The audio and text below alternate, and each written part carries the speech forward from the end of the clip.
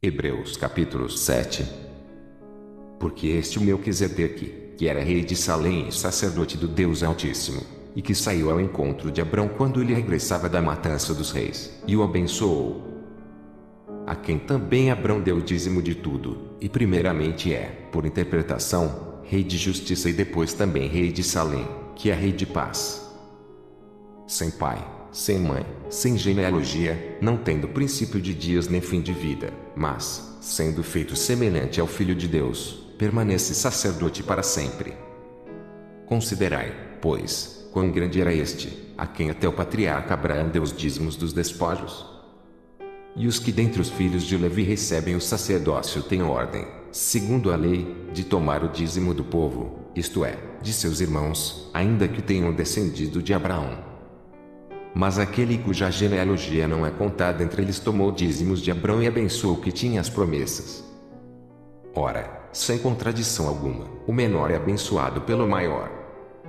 E aqui certamente tomam dízimos homens que morrem, ali, porém, aquele de quem se testifica que vive. E, para assim dizer, por meio de Abraão, até Levi, que recebe dízimos, pagou dízimos. Porque ainda ele estava nos lombos de seu pai, quando Melquisedeque lhe saiu ao encontro. De sorte que, se a perfeição fosse pelo sacerdócio levítico porque sob ele o povo recebeu a lei, que necessidade havia logo de que outro sacerdote se levantasse, segundo a ordem de Melquisedeque, e não fosse chamado segundo a ordem de Arão? Porque, mudando-se o sacerdócio, necessariamente se faz também mudança da lei. Porque aquele de quem essas coisas se dizem pertence a outra tribo, da qual ninguém serviu ao altar. Visto ser manifesto que nosso Senhor procedeu de Judá, e concernente a essa tribo nunca Moisés falou de sacerdócio. E muito mais manifesto é ainda se, à semelhança de Melquisedeque, se levantar outro sacerdote, que não foi feito segundo a lei do mandamento carnal, mas segundo a virtude da vida incorruptível. Porque dele sim se testifica, tu és sacerdote eternamente, segundo a ordem de Melquisedeque. Porque o precedente mandamento é abrogado por causa da sua fraqueza e inutilidade. Pois a lei nenhuma coisa aperfeiçoou, e desta sorte é introduzida uma melhor esperança, pela qual chegamos a Deus. E, visto como não é sempre estar juramento porque certamente aqueles, sem juramento, foram feitos sacerdotes. Mas este, com juramento, por aquele que lhe disse, jurou o Senhor e não se arrependerá, tu és sacerdote eternamente, segundo a ordem de Melquisedeque.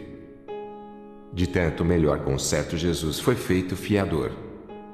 E, na verdade, aqueles foram feitos sacerdotes em grande números, porque, pela morte, foram impedidos de permanecer.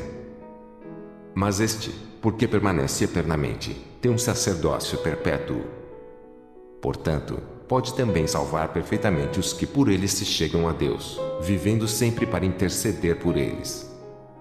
Porque nos convinha tal sumo sacerdote, santo, inocente, imaculado, separado dos pecadores e feito mais sublime do que os céus, que não necessitasse, como os sumos sacerdotes, de oferecer cada dia sacrifícios, primeiramente, por seus próprios pecados e, depois, pelos do povo, porque isso fez ele, uma vez, oferecendo-se a si mesmo. Porque a lei constitui sumos sacerdotes a homens fracos, mas a palavra do juramento, que veio depois da lei, constitui ao Filho, perfeito para sempre.